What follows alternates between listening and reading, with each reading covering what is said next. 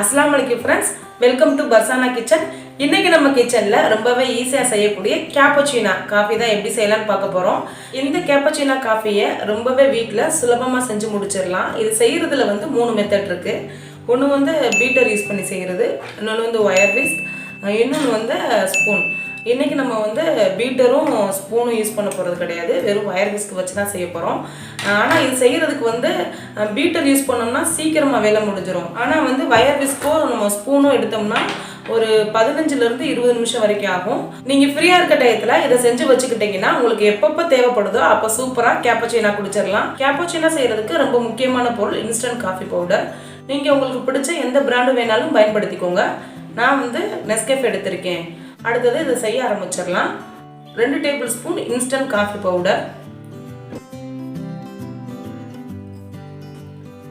கூடவே 2 tablespoon coffee பவுடருக்கு 4 tablespoon சர்க்கரை சரியா இருக்கும். கூடவே 2 டேபிள் ஸ்பூன் தண்ணி சேர்த்துட்டு இதை நல்லா கலந்துக்கோங்க. நம்ம கைவிடாம பீட் பண்ணிக்கிட்டே இருக்கணும், அப்பதான் அந்த டெக்ஸ்சர் வந்து நல்லா கிடைக்கும்.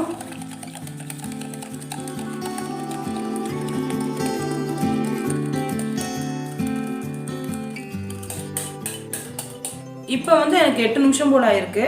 பாருங்க, நல்லாவே நிறம் மாறி இருக்கு. இன்னும் ஆனால் அந்த டெக்ஸ்சர் வரல. இப்படி நம்ம வச்சா கூட அது ஸ்டிஃபாக நிற்கணும், அதுதான் சரியான பக்குவம். போர் அடிச்சிருச்சு, அதனால என்னோட கல்யாண வீடியோ பார்த்துக்கிட்டு இருக்கேன். சரி, அதை பார்த்துக்கிட்டே பீட் பண்ணோம்னா கொஞ்சம் டைம் பாஸ் ஆகும். அதனால ரொம்ப நாள் ஆச்சு மேரேஜ் வீடியோ பார்த்து. இவங்க தான் என்னோட ஹஸ்பண்ட். நிக்கா நடந்துக்கிட்டு இருக்கு. அங்கே இருக்கிறது வந்து நான்.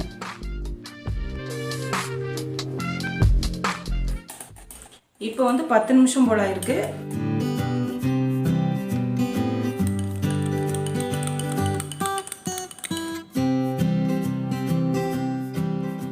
பதினஞ்சு நிமிஷத்துல ரெடி ஆயிரும்னு நினைச்சேன், ஆனால் கிட்டத்தட்ட எனக்கு 20லேருந்து 25 நிமிஷம் வரைக்கும் ஆயிடுச்சு.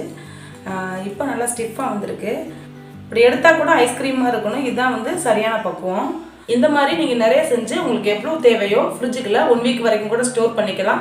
எப்பப்போ தேவையோ அப்போ சூப்பராக கேப்பச்சினோ காஃபி போட்டு குடிச்சிக்கலாம். அடுத்து வந்து நம்ம பாலில் சேர்த்துடலாம். இதை ஓரங்களில் உள்ளதை ஃபுல்லாக ஒரு ஸ்பூன் வச்சு கலந்துக்கோங்க, அப்போ கொஞ்சம் வேஸ்ட் ஆகாமல் இருக்கும்.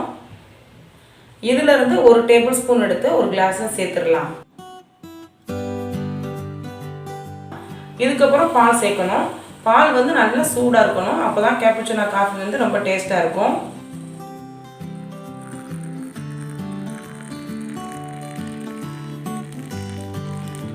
பால் சேர்த்துட்டு இதை லைட்டாக கலந்து விட்டுக்கோங்க, ரொம்ப மிக்ஸ் பண்ணக்கூடாது. பிளெயினாக குடிக்கிறதா இருந்தால் குடிக்கலாம், இல்லை மேலாக காஃபி பவுடர் டஸ்ட் பண்ணிக்கோங்க, இல்லை கொக்கோ பவுடர் கூட டஸ்ட் பண்ணிக்கலாம். அப்படி இல்லாட்டி சின்னதாக நம்ம டிசைன் போட்டுக்குவோம். நம்ம பீட் பண்ணி வச்சோம்ல, இதுலேருந்து 1 டேபிள் ஸ்பூன் எடுத்துக்கோங்க. 1 டீஸ்பூன் காஃபி பவுடர், ரொம்ப கொஞ்சமாக தண்ணி சேர்த்துட்டு இதை ஒரு வாட்டி நல்லா கலந்து வச்சிடலாம்.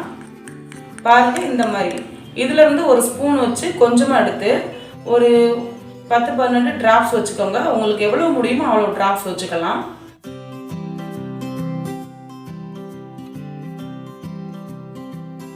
இந்த மாதிரி டாட் வச்சதுக்கு அப்புறம் ஒரு டூத் பிக் வச்சு அப்படியே சென்டரில் கோடு போட்டுட்டா அவ்வளோதான், டிசைன் ரெடி.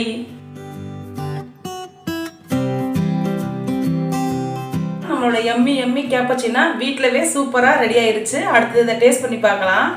நல்ல நுரையோடு இருக்குது. இதை குடிக்கும் பொழுது தனி டேஸ்ட் தான். அப்படியே நுரையோட குடிக்கும் பொழுது இதோட டேஸ்ட்டே ரொம்ப வித்தியாசமாக இருக்குது.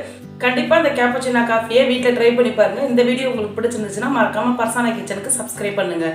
இதே மாதிரி இன்னொரு வீடியோவில் உங்களை பார்க்கலாம். அது வரைக்கும் டாட்டா, பை பை. அந்த சமையலுக்கு புதுமை சேர்க்கட்டும்.